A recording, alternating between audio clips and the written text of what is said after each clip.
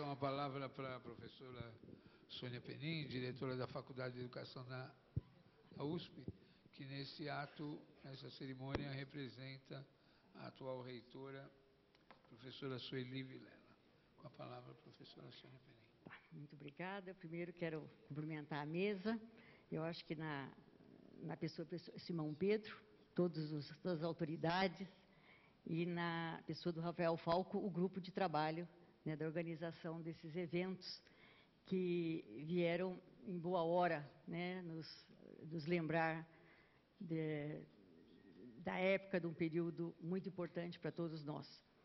Eu vinha já, independente da representação da reitora, já estava, assim como estive no nosso almoço, belo almoço, né, com mais de 700 pessoas, conseguimos um número incrível de pessoas, vinha porque CRUSP é o lugar exatamente onde também eu, como tantos de nós, nos despertamos para a vida política, para a vida mais ampla, de pensar o país, de pensar um país melhor, sobretudo. E é interessante, eu, no final da tarde, escrevi alguma coisa, lembrando algumas coisas que aqui foi falado, até vou ler, mas é interessante lembrar, primeiro, que uma das aprendizagens foi tornarmos críticos.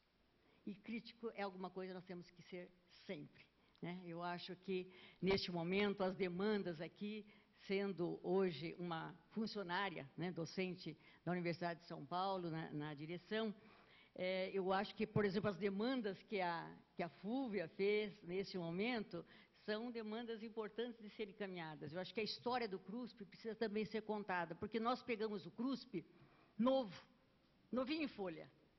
Né? Nós fomos exatamente isso, quer dizer, ele acabou de ser construído, fomos os primeiros moradores daqueles blocos, né?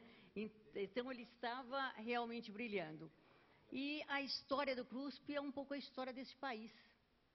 A história da USP também não é diferente da história do país, né? Naquele momento, por exemplo, a gente briga porque o CRUSP tinha a ideia de ser, quer dizer, o sentido para atender todos os alunos que não pudessem pagar de alguma forma.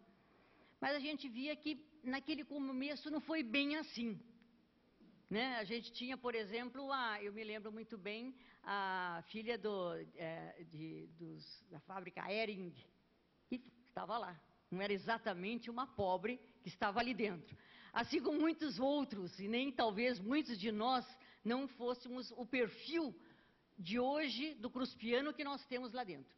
Lá dentro, eu acho que hoje, isso eu posso falar com clareza, que o critério é um critério socioeconômico, sim, muito mais do que foi naquele início, né, onde, aliás, até porque a UEE, as pessoas que cuidavam, não era bem da universidade, mas junto com os estudantes, era um pouco diferente. E hoje nós temos situações lá incríveis, assim, que eu acho que é preciso atender. De qualquer forma, sobretudo essa questão de arquitetura, eu acho que eu vou sim fazer essa demanda junto dos meus amigos da FAO, né, do Silvio Savaia, que também foi um militante um pouco antes, nesse tempo, que agora é o diretor de lá. Mas são questões que o uso dos espaços, por exemplo, aqueles fechamentos, quer dizer, a questão dramática que é usar, de precisar de mais espaços, é uma questão central na universidade. A verba, o orçamento sempre curto, né? Então, encontrar a melhor forma é alguma coisa que às vezes se discute em conselho universitário, às vezes não. Mas, de qualquer forma, eu acho que essas demandas são importantes. Quer dizer, levar aqui a história daqueles que inauguraram o CRUSP, né? Com tanta beleza, eu acho que nós devemos recuperar. Beleza é fundamental também, né?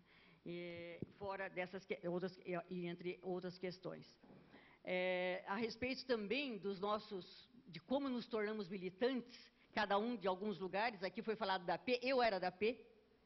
Eu era da P, não era uma grande militante, era uma militante ali, mas, inclusive, era interessante que nós achávamos o pessoal do PCzão muito reacionário. A gente era marxista-leninista naquele momento, e maoísta, inclusive, e o PCzão não era exatamente o revolucionário que a gente gostava. Então, são as questões que se colocavam naquele momento e depois, e que nós somos isso aí, somos revolucionários. Queríamos a revolução, nós éramos contra as injustiças, eu acho que isso, e continuamos. Em cada lugar que estamos, eu acho que esse é um dado importante.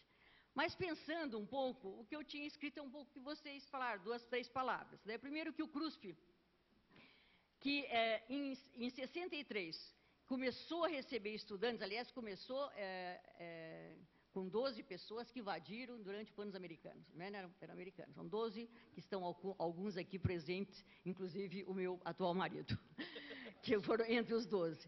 Que em 63 começou a receber estudantes de diferentes estados e regiões do estado de São Paulo. Ele foi invadido por tropas militares em 17, que é o dia de hoje, dezembro de 98. Os estudantes que ali residiram foram julgados no seu conjunto como subversivos, e assim foram retirados à força e presos. Há poucos dias antes, como já foi falado aqui também, a 13 de dezembro de 68, havia se instituído, né, o ato institucional número 5, que, como todos sabemos, serviria para legalizar o arbítrio que já vinha acontecendo desde o começo do regime militar em 64. Né? O fechamento e a prisão de todos foi um dos primeiros atos desse segundo e negro momento do período militar.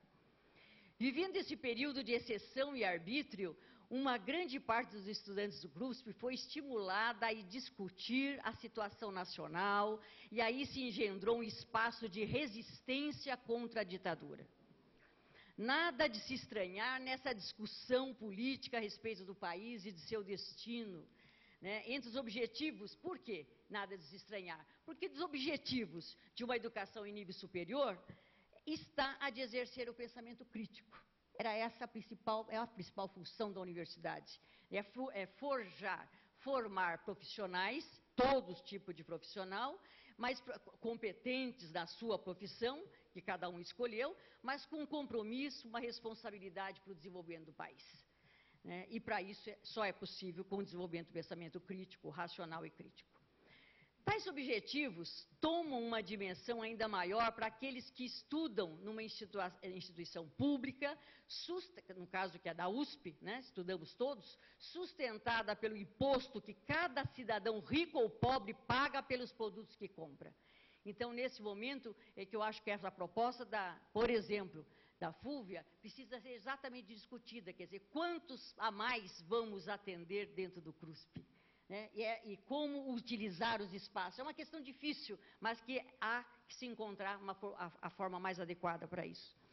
A USP, como uma universidade pública e de qualidade reconhecida, recebe grande parte dos jovens talentosos do país, e assim é de se esperar que os seus estudantes reagissem da forma como fizeram, resistindo ao arbítrio, lutando pela liberdade, por justiça social, pelos direitos humanos, de modo geral.